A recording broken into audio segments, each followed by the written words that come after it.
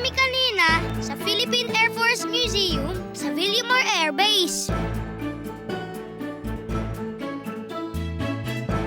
Nakapasok kami dun sa dating presidential plane.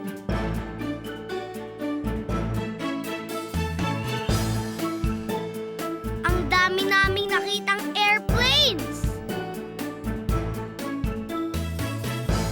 at helicopters.